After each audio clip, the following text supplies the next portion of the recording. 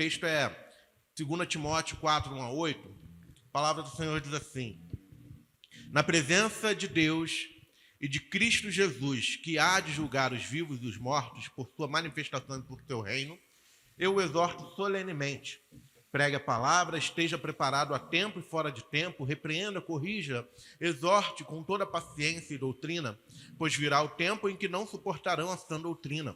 Ao contrário, sentindo coceira nos ouvidos, juntarão mestres para si mesmos, segundo os seus próprios desejos. Eles se recusarão a dar ouvidos à verdade, voltando-se para os mitos. Você, porém, seja moderado em tudo. Suporte os sofrimentos, faça a obra de um evangelista, cumpra plenamente o seu ministério.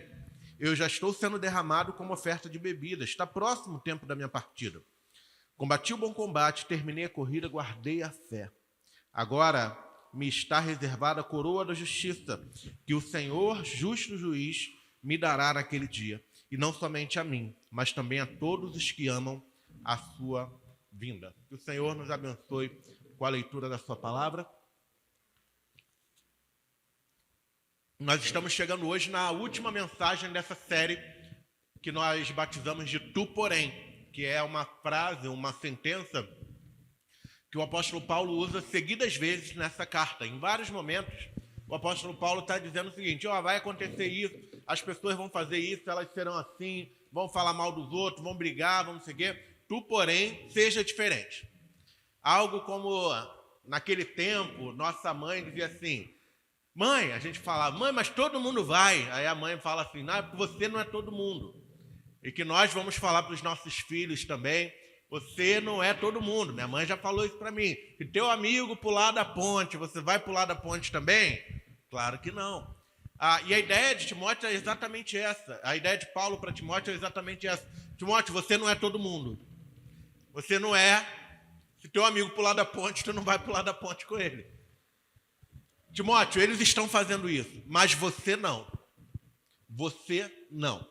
Tu, porém, permaneça firme. Guarda a palavra. Seja um bom evangelista. Cumpra o ministério. Você faz diferente. Todo mundo vai fazer de um jeito, mas você vai fazer diferente. E essa é a proposta que o apóstolo Paulo está trazendo para Timóteo ao longo dessa carta. Então a gente tem trabalhado isso, já trabalhamos os 3 primeiros capítulos e hoje é o 4. Mas para a gente relembrar um pouco do que nós construímos ao longo desse mês, a gente lembra que no primeiro sermão nós falamos muito sobre a importância de não nos envergonharmos do Evangelho. Eu achei tão legal o efeito que a palavra produziu, que uma irmã veio compartilhar comigo, e depois que ela ouviu isso, que ela não precisava ter vergonha, parece que a língua dela soltou e ela conseguiu compartilhar o Evangelho com uma pessoa que ela não conseguia. Porque não precisa ter vergonha. Nós não podemos nos envergonhar do Evangelho. Depois nós aprendemos e entendemos a importância de que, além de não nos envergonharmos do Evangelho, nós precisamos passar adiante. Precisamos passar adiante, seja na nossa casa, na nossa família, na igreja, as próximas gerações, mas o Evangelho é um bom tesouro que nos é dado, que nós não podemos somente guardar para nós precisamos compartilhar. Semana passada, o pastor Daniel pregou falando sobre vivermos na verdade, e falou e ressaltou aqui, ou melhor, levantou aqui a questão da palavra de Deus como sendo a fonte da verdade para as nossas vidas. Se nós estamos com Cristo, vivemos debaixo da sua palavra. É a Bíblia que dita a nossa vida, os nossos pensamentos, emoções e o nosso coração. Não podemos nos permitir sair da palavra da verdade e incorporar outras coisas na nossa vida que não sejam aquilo que o Senhor tem para nós. E hoje nós vamos falar sobre a importância de completarmos a nossa missão. Então eu queria dizer para você, complete a sua missão. Tinha um filme que falava isso, né? Missão dada é missão cumprida. Então que de fato isso seja algo no nosso coração que nos motive a permanecer na fé, permanecer em Cristo Jesus, mas não só isso, estarmos preparados para levar à frente aquilo que nós recebemos. Para a gente compreender um pouco melhor esse texto, a gente está falando aqui de um momento muito importante. É quase que, de fato, o momento em que Paulo está passando o bastão. Resumindo, ele está falando assim, eu vou morrer. A minha hora é chegada. Acabou para mim. Agora é contigo. Então, eu vou te dar aqui os últimos conselhos. Vai fazer isso, preste atenção. É como se fosse um pai falando para o filho no seu leito de morte, mas aqui Paulo não estava doente nem nada, ele só estava preso esperando o momento da sua morte. Ele já estava ciente disso. Mas fato é que, nesse momento, a preocupação dele não é consigo mesmo. Ele não está desesperado, querendo socorro, me tira daqui, porque eu tenho tanta coisa para viver. Muito pelo contrário, Paulo chega num ponto onde ele consegue perceber o seguinte: a vida que eu vivi foi boa. Eu completei a carreira, eu guardei a fé, eu fui fiel. E eu acho bacana, porque nesse momento, talvez Paulo pudesse entrar num ambiente de comiseração e falar, mas eu, tadinho de mim, eu tinha tanta coisa ainda para servir. Mas o entendimento de Paulo naquele momento, e por isso que eu provoquei a nossa igreja nesse momento, como se fosse, como que seria o seu livro se você partisse hoje, Paulo tem a consciência de que ele viveu para Cristo. Mesmo que ele tenha passado um tempo da vida dele contra Cristo.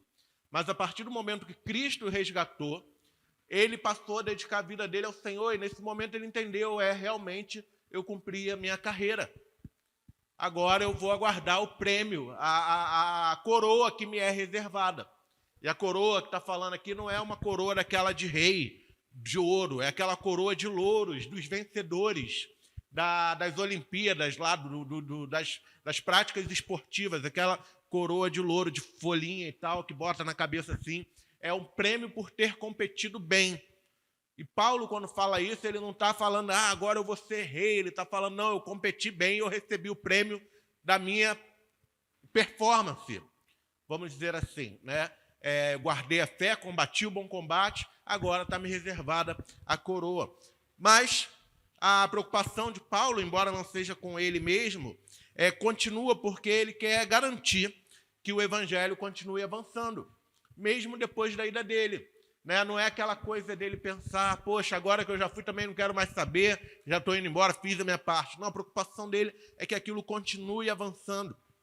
E por isso ele exorta Timóteo a assumir essa missão com seriedade. Naturalmente, essa missão não ficou restrita só a Timóteo, porque como foi falado aqui durante a ministração, também tem sido falado, foi falado durante o culto da manhã, nós conhecemos a Cristo porque em algum momento pessoas se mobilizaram e se movimentaram para passar Cristo adiante. E por isso nós chegamos ao conhecimento de Cristo. Seja família, seja igreja, seja o camarada que te evangelizou na rua, que te tirou do mundo das drogas e trouxe você, te salvou lá, levou o evangelho para você e você creu em Jesus. Alguém se mobilizou para que o evangelho chegasse em você. E você foi alcançado por esse evangelho porque existe um movimento que vem acontecendo há 2 milênios de pessoas que estão dedicando a vida a compartilhar o evangelho com as próximas pessoas que encontram pelas ruas, para as próximas gerações e por aí vai. Então, naturalmente, existem pessoas que estão recebendo esse evangelho e existem pessoas que receberam esse evangelho e continuam levando esse legado adiante, continuam compartilhando a fé, continuam compartilhando aquilo que Deus deu para eles, o bom tesouro, o bom depósito. Então, a fé cristã, ela tem, de fato, sido transmitida de geração em geração, e a gente precisa pensar na nossa fé nesse sentido também.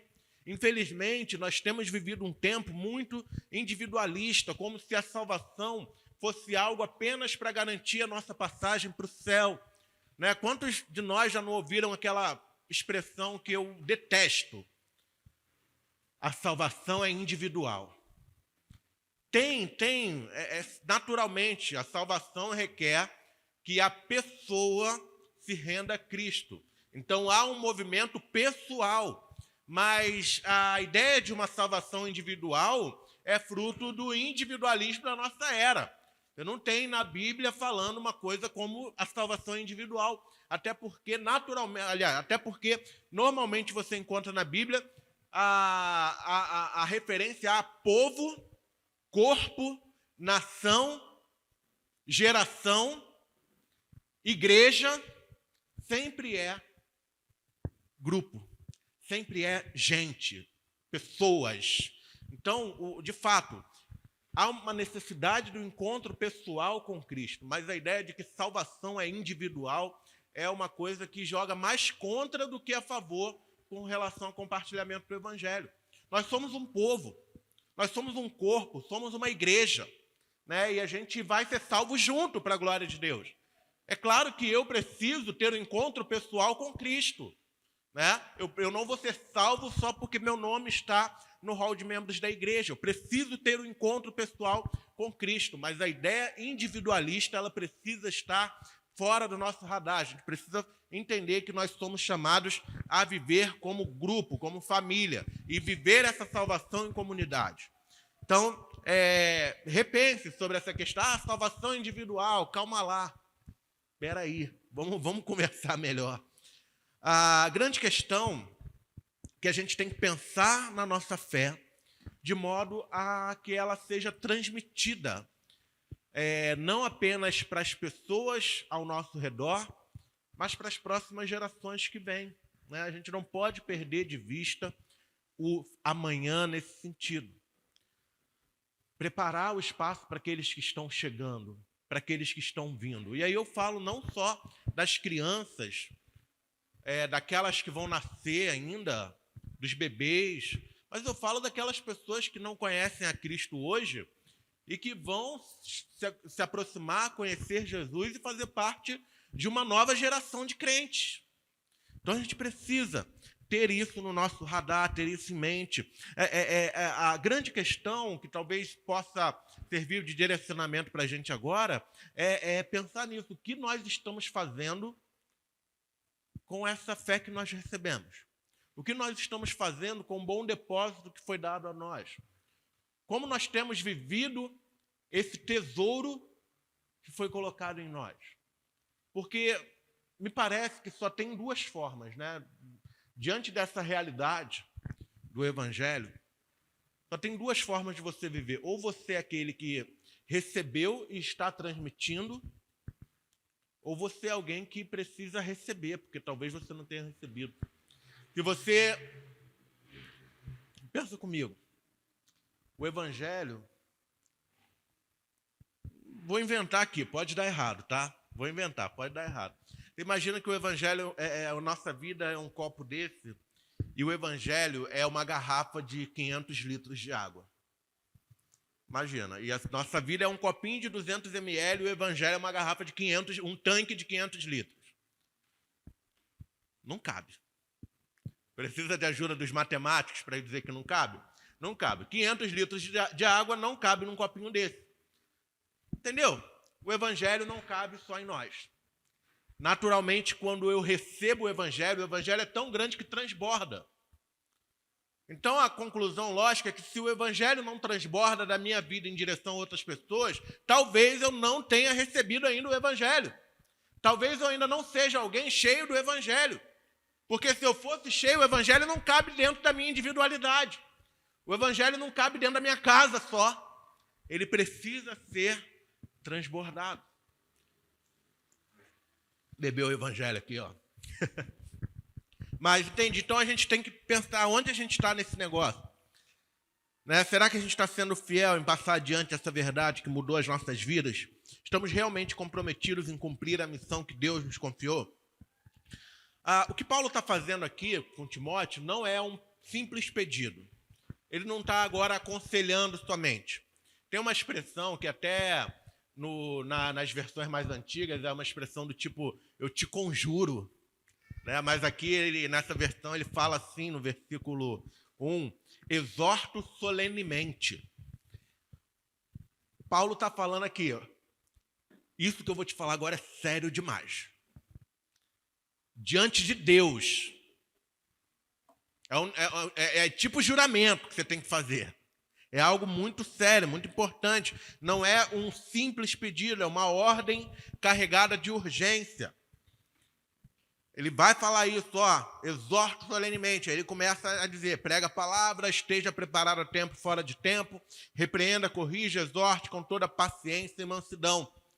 e doutrina. Por quê? Por que ele precisa fazer isso? Porque vai chegar o tempo em que essas pessoas vão começar a rejeitar a verdade e procurar mestres que apenas digam o que eles querem ouvir. Então, assim, já existia, não vou falar que talvez da mesma maneira, mas já existia naquele tempo pessoas que distorciam o evangelho para serem ouvidas ou para terem poder.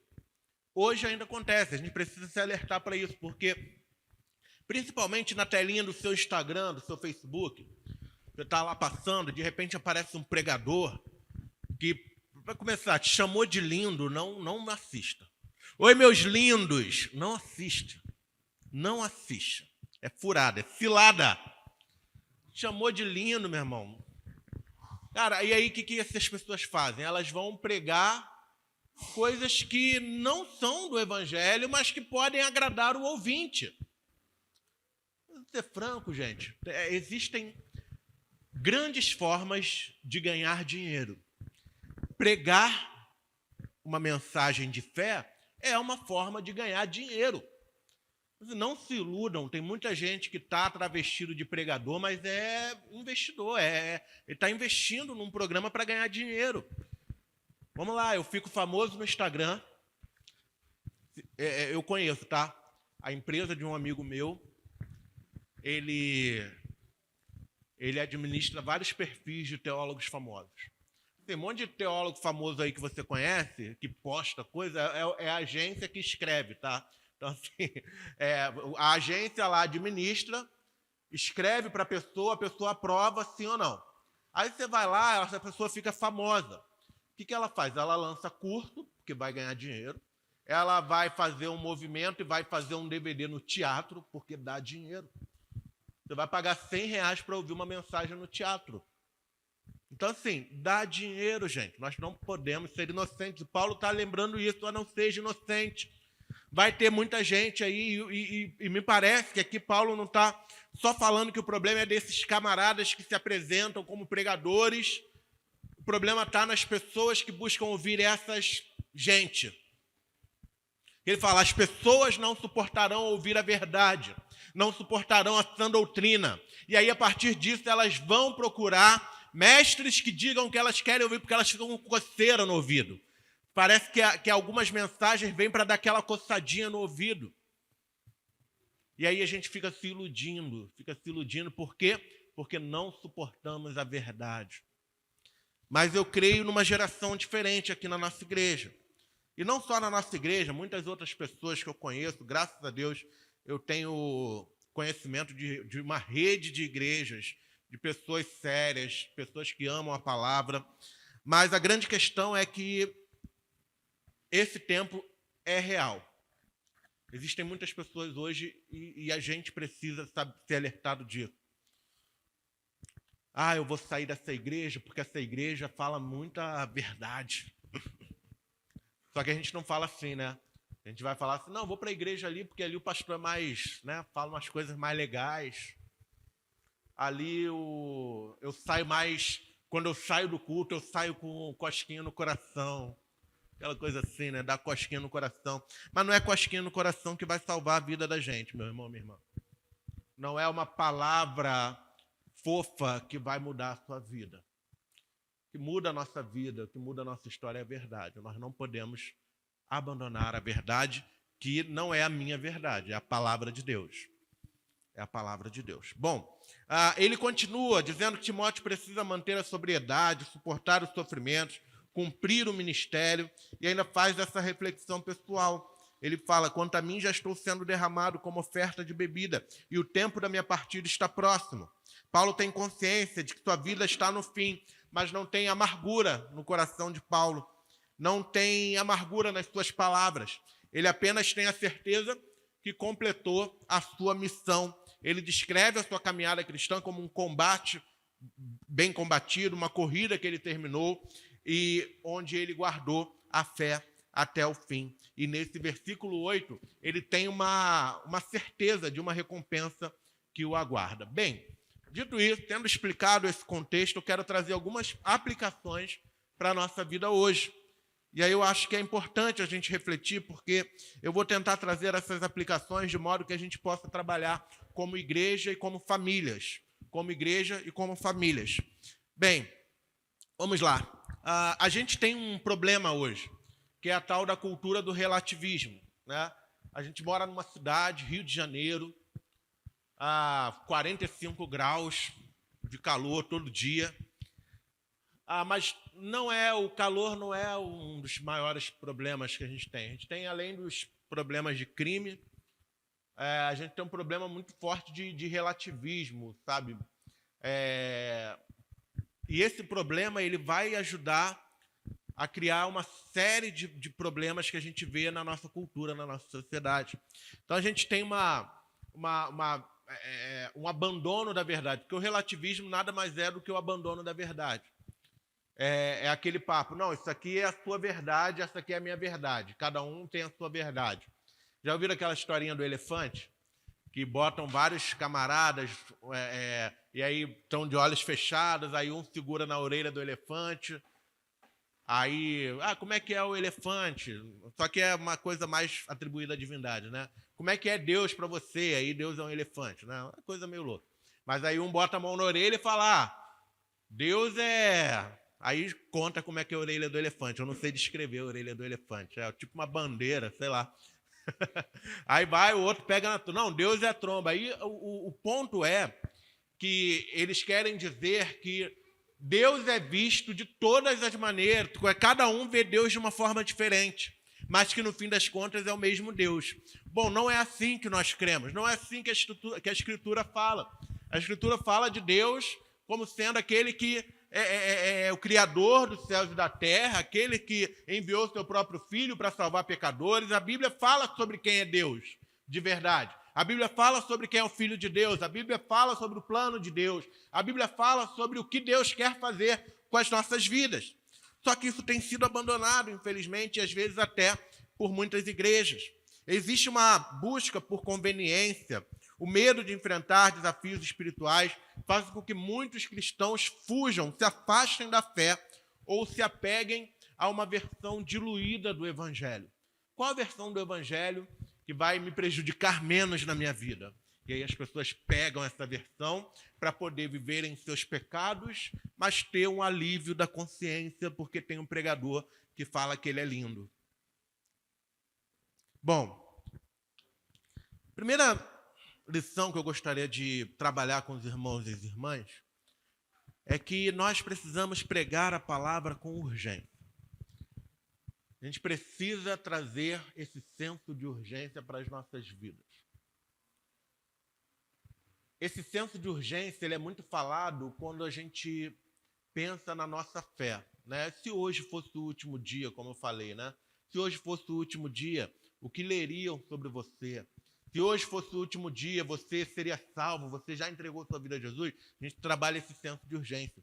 Mas uma das coisas que nós também seremos, de certa maneira, cobrados é sobre a pregação do Evangelho. A gente vai ser cobrado disso porque é uma missão que o Senhor entregou para nós. Ele falou, vão pelo mundo todo, preguem o Evangelho a toda criatura. É uma ordem que nós recebemos, de pregar o Evangelho. Então, existe um senso de urgência aqui. Por isso que Paulo vai falar o seguinte, ele não vai falar assim, espera o momento ideal para você pregar a palavra. Ele vai dizer, prega a palavra a tempo e fora de tempo. A tempo e fora de tempo, quando é oportuno e quando não é oportuno. O tempo todo, seja alguém que fale de Cristo.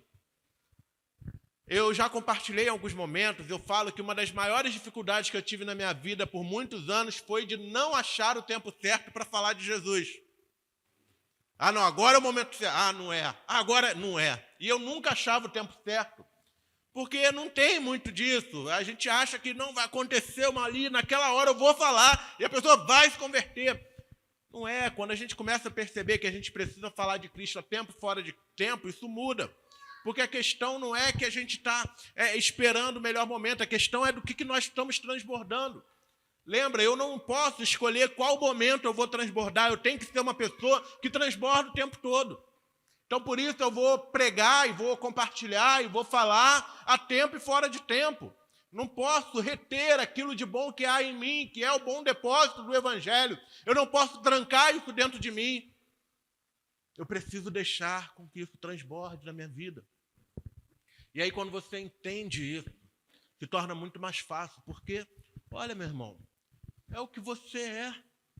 Se você um dia recebeu o Senhor Jesus como Senhor e Salvador da sua vida, você entregou a sua vida a Ele, é o que você é.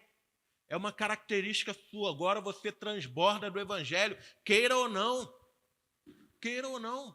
Então você precisa levar isso em conta. Há uma necessidade de você evitar ficar retendo. Você precisa permitir que o Evangelho brote da sua vida. A palavra do Senhor nos diz que aqueles que creem em Jesus, no seu interior fluem rios de água viva. Você precisa deixar o Evangelho fluir através da sua vida. Precisa deixar Cristo aparecer e transparecer através de você. Nós vivemos numa cultura de distrações, onde tudo é imediato, superficial e passageiro. Mas a verdade de Deus permanece sendo essencial. Nós não podemos nos calar. Rafael, mas e se as pessoas não aceitarem? Problema das pessoas. Problema das pessoas. Não é problema nosso. O problema é nosso quando a gente não deixa a verdade chegar nas pessoas. Esse é o problema.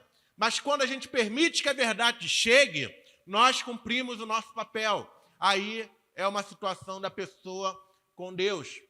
Porque quando a pessoa rejeita o que nós falamos, elas não estão rejeitando a gente, porque a mensagem não é nossa, não sou eu quem salvo.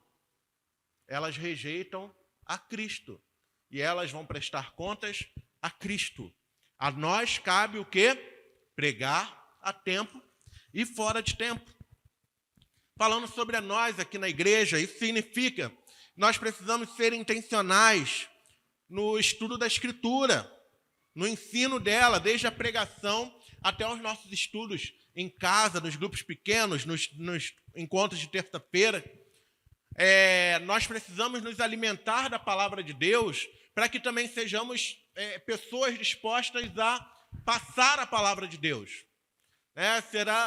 Eu fico imaginando, para mim o ideal era que toda pessoa da igreja, se eu precisasse chamar o fulano, vem aqui pregar, a pessoa pregasse. Esse é o ideal, ao ter alguma coisa para compartilhar sobre Jesus. Mas, claro que tem um monte de coisa aí no meio do caminho, mas a ideia é essa. A gente precisa ter o nosso coração disposto a compartilhar. E às vezes a gente acha que, não, mas na igreja não preciso falar nada não, porque está todo mundo salvo. Tem muita gente que ainda não tá salva dentro da igreja. Então aqui também é o lugar para a gente compartilhar a palavra, compartilhar o amor de Deus, compartilhar o Evangelho, compartilhar o que Deus tem feito nas nossas vidas. Na nossa família, claro, significa cultivar um ambiente onde o Evangelho seja falado e vivido. Sabe, às vezes as nossas famílias, a nossa casa, é como se Jesus não morasse ali. Sabe, a gente vem na igreja, participa do culto, tem a pregação, às vezes dá uma aula aqui, canta no louvor, ajuda não sei aonde, faz aquilo outro, e quando chega em casa, nós não conversamos sobre Deus, não falamos com o nosso marido, com a nossa esposa, com os nossos filhos, sobre o que Deus tem feito na nossa vida, no nosso coração. Você tem tempo na sua família para falar sobre o que Deus fez? Você tem tempo para sentar com seu amigo num restaurante ali, nesse restaurante mesmo, compartilhar um pouco, poxa, o que Deus está fazendo na minha vida? As dificuldades que eu tenho tido, como Deus tem me ajudado a suportar. Será que as nossas casas são ambientes onde o Evangelho é transbordado? Será que ali nós oramos com os nossos cônjuges, com os nossos filhos? Nós lemos a Bíblia em casa? Mais um problema, que a gente às vezes esquece, porque a gente lembrou daquela coisa do individualismo, a gente às vezes só lê a Bíblia sozinho, mas às vezes a leitura familiar também é importante. Às vezes não, a leitura familiar é importante também. Você tem Cristo nessas atitudes dentro de casa? O lar é o nosso primeiro campo missionário. Se não transmitirmos a fé aos nossos de casa, como é que a gente vai transmitir a fé àqueles que não são de casa, Tem que começar de casa. Eu lembro que uma vez perguntaram para um cara que queria ser missionário, que ele queria evangelizar a África. E aí tinha aquela coisa de evangelizar a África. Mas aí pegaram ele naquela coisa assim, mas pô, tu evangeliza em casa? Não falo nada não. Pô, tu não evangeliza nem em casa, quer evangelizar na África, cara? Então, assim, tem muito dessas coisas. Mas é importante pregar a palavra a tempo, fora de tempo. Uma segunda coisa que eu gostaria de trabalhar, que a gente precisa permanecer fiel, mesmo em meio às dificuldades. E olha, dificuldade, gente, hoje muitos de nós aqui estamos tendo dificuldades seríssimas aqui da igreja. A gente vai sentar e compartilhar, talvez se a gente for levantar aqui, vai ter uma ou duas pessoas que estão vivendo um período de estabilidade sem grandes dificuldades. Mas a maioria que hoje está passando por algum tipo de crise, algum tipo de sofrimento, algum tipo de dor, algum tipo de adversidade. Mas a gente precisa, ainda assim,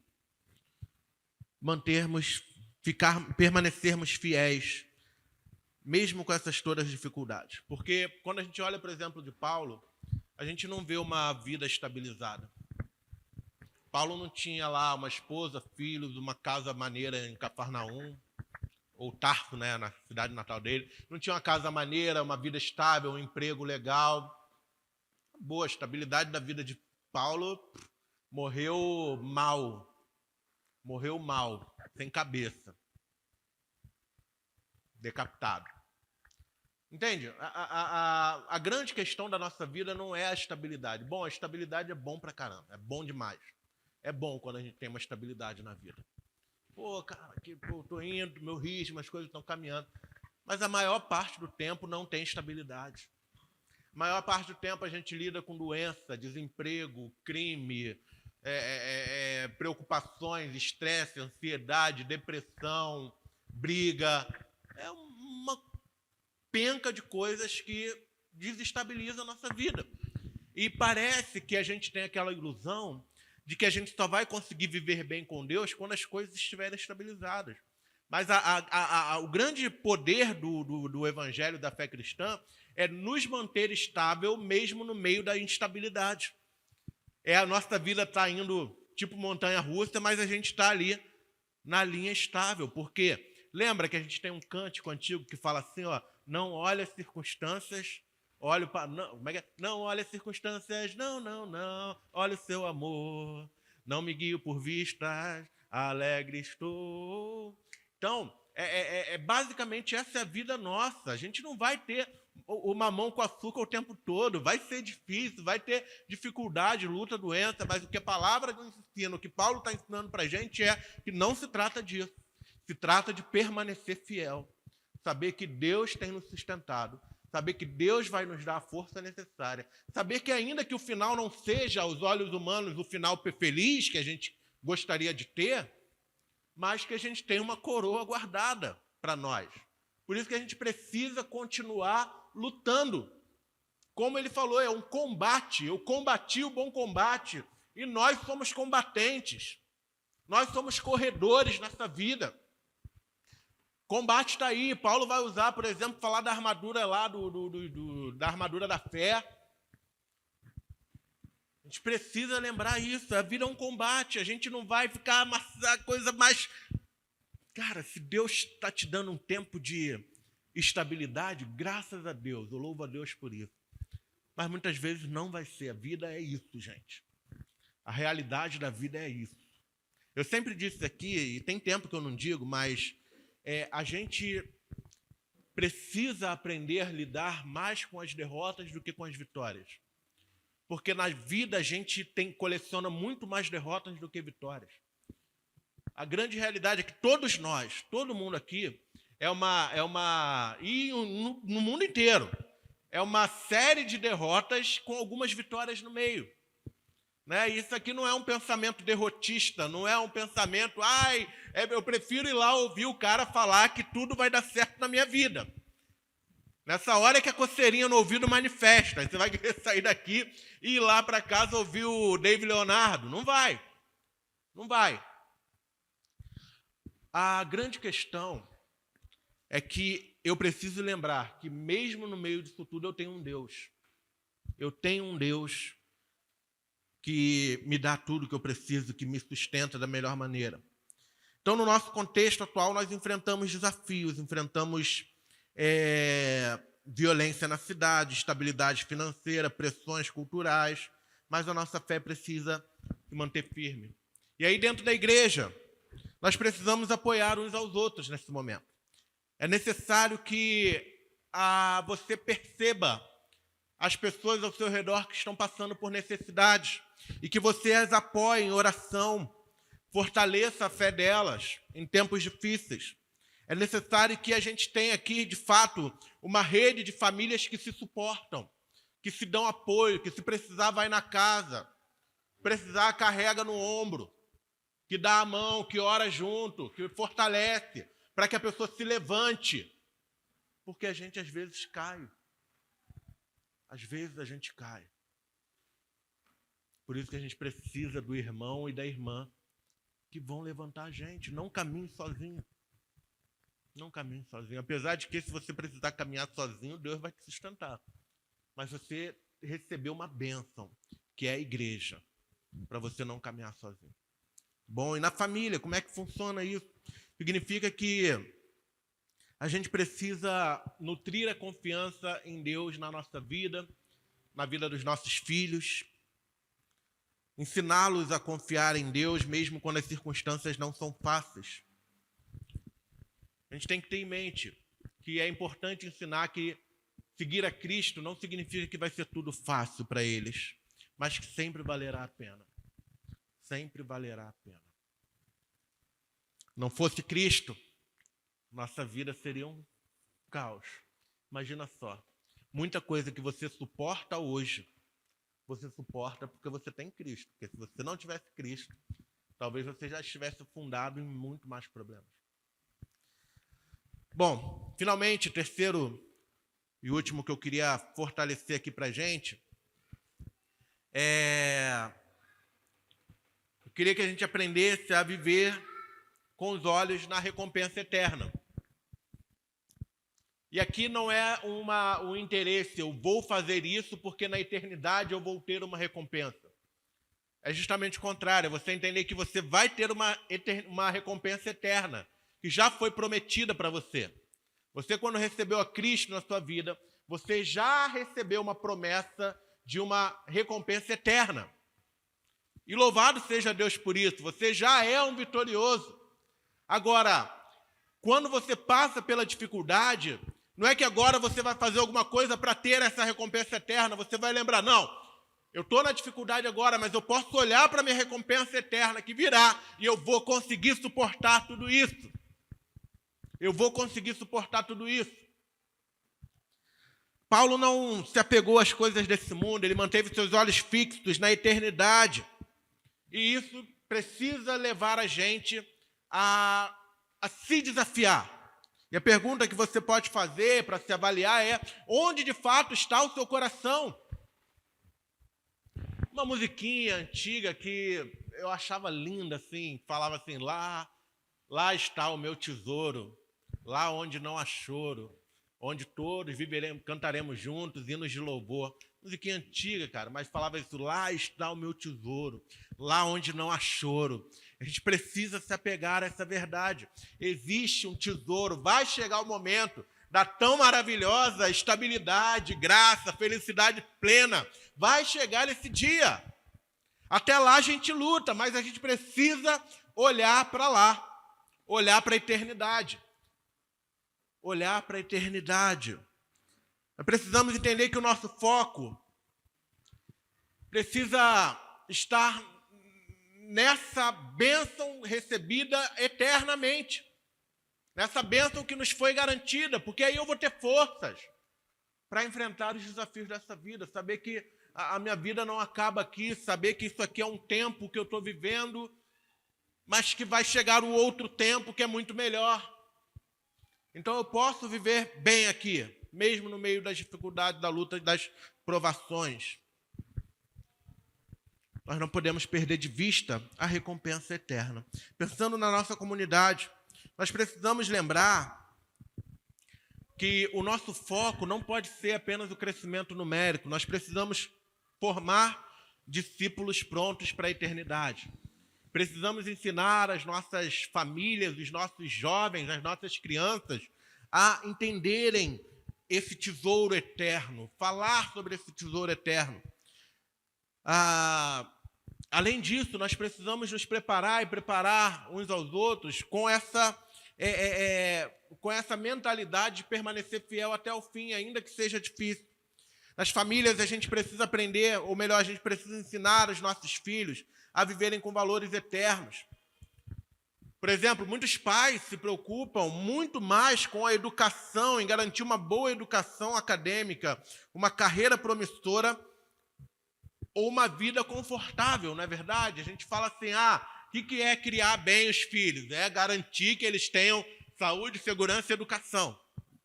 É o tripé basicão aí, saúde, segurança e educação. Aí você paga R$5.000 para botar ele na melhor escola. Você paga, sei lá, plano de saúde. Você tem um condomínio super fechado e aí você tem o seu filho já formado na melhor faculdade, com um emprego, ganhando dinheiro pra caramba e longe de Deus. Aí você fica assim, mas eu dei tudo que essa criança precisava. Eu dei tudo que essa criança precisava. Mas a gente precisa lembrar que o mais importante, eu não estou falando que você não deve dar essas coisas, mas eu preciso lembrar que mais importante que tudo isso é o Evangelho. É o Evangelho. E a gente pode continuar nessa luta, não acabou ainda. A gente continua pregando o Evangelho. Teu filho está longe, tua filha está longe, continua. Nós precisamos ensinar que a maior recompensa não está aqui, mas na vida eterna. Nós temos demonstrado isso, essa esperança em Cristo. O que queremos que os nossos filhos valorizem no futuro? O sucesso terreno ou a fidelidade a Deus? Eu quero reforçar o que eu estou dizendo para vocês, que a gente está aqui na pele do apóstolo Paulo, instruindo Timóteo. Paulo está reforçando o fato de que a pregação do Evangelho é urgente. Então ele fala, tenha um bom padrão de vida e pregue o Evangelho a tempo fora de tempo. Paulo está passando pela oferta lá da própria vida sendo entregue como sacrifício. E ele fala, permaneça fiel. Permaneça fiel. Eu já estou indo, mas você permaneça fiel. Permaneça fiel. E no final, ele fala, olha, tem uma recompensa eterna me esperando. Essa recompensa eterna também é para vocês. E hoje eu queria dizer isso para nós. Nós recebemos uma recompensa eterna antes que a gente fizesse qualquer coisa para recebê-la. Antes que fizéssemos qualquer coisa para sermos merecedores dessa recompensa eterna, Deus derramou seu amor por nós enquanto éramos pecadores. Quando nós merecíamos a condenação, Deus entregou a vida do seu próprio Filho na cruz do Calvário, para que eu recebesse a recompensa eterna. Diante de tão grande sacrifício que Jesus fez por nós, eu não posso me manter passivo diante dessa realidade. Por isso eu queria perguntar para você hoje, o que você vai fazer com aquilo que você recebeu? O que você está fazendo com o que recebeu? Você recebeu uma vida maravilhosa, uma vida eterna, uma vida de proximidade com Deus. O que você está fazendo com essa vida? Como você está usando a sua vida, o seu presente?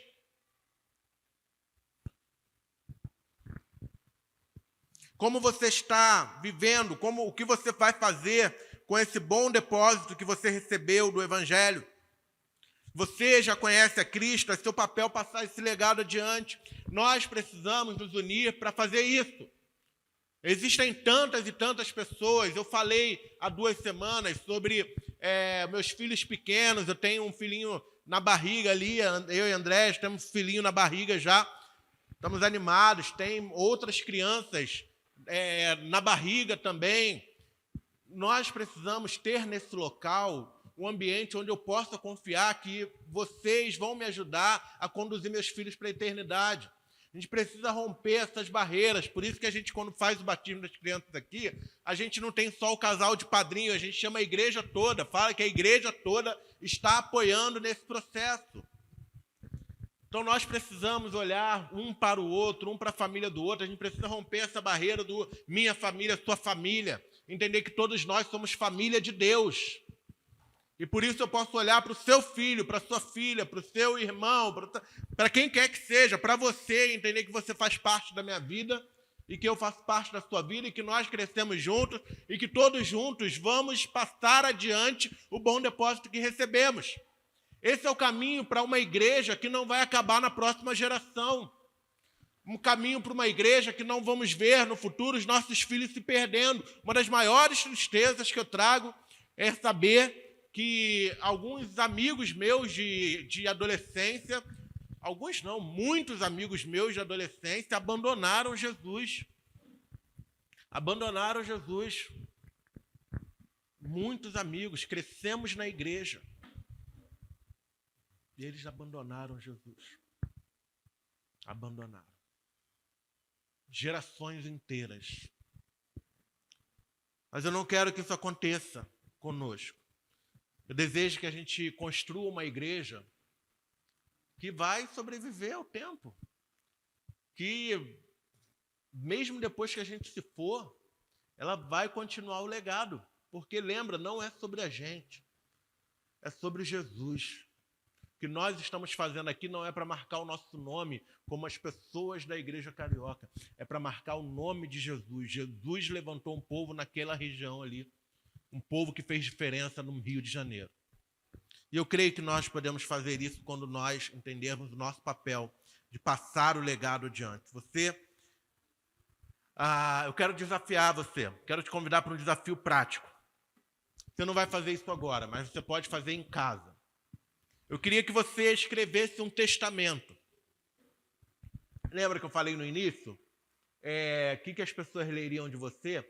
Só que eu queria que você escrevesse, fizesse esse exercício em casa, pode ser no celular, na sua devocional amanhã, mas que você fizesse um testamento. E aí você não está falando assim, eu vou deixar a minha coleção de figurinha do Pokémon, não vai deixar essas coisas. A minha faca de churrasco. Eu quero que você escreva o legado da fé que você está deixando. Mas eu também quero te desafiar a escrever o legado da fé que você quer deixar. O que você gostaria que lessem sobre você depois que você partir? O que você quer deixar como legado? O que você gostaria que fosse dito sobre a sua vida no final da corrida? Eu estou te desafiando isso porque você fizer isso, talvez você vai ler aquilo ali e você vai mudar a sua forma de viver a sua vida. Você pode mudar a forma de viver a sua vida quando você pensar no que você está deixando e no que você quer deixar. E aí por isso que é importante você fazer os dois movimentos, porque você pode chegar no primeiro momento e perceber que você não está deixando coisas boas. Eu estou deixando amargura, eu estou deixando rancor. E aí você faz o outro lado. O que eu gostaria de deixar? Eu gostaria de deixar fé. Eu gostaria de deixar o legado do Evangelho. Eu gostaria de deixar as pessoas vendo a recompensa que por elas aguardam. Queria desafiar você a fazer isso, porque eu creio que nós temos muita coisa para viver, mas temos muita coisa para preparar para aqueles que virão depois da gente. Então peço a você que pense nisso com carinho. Você ainda não entendeu a seriedade da vida do Evangelho? Eu te desafio a você pensar mais sobre isso, pensar que Deus está te chamando para uma vida na plenitude dele, do Evangelho, da vida com Cristo, que Ele quer te convidar para viver essa realidade de uma maneira mais intensa, tá? E nós estamos aqui para ajudar você nesse processo. Eu desejo que ao final da sua vida, daqui a 100 anos, quando você morrer, você possa dizer o seguinte, lá, seu leito de morte, vai dizer, olha, eu combati o bom combate. Eu estou satisfeito. Eu fiz o que tinha que fazer. Meu sonho é chegar lá entendendo que eu não preciso de viver mais. Eu quero chegar no meu leito de morte, não, tá tudo bem, agora eu vou em paz. Porque eu combati o bom combate, eu guardei a fé, eu cumpri o que me foi pedido. Então que o Senhor te abençoe, que você deixe o rastro do Evangelho a partir da sua vida. Amém?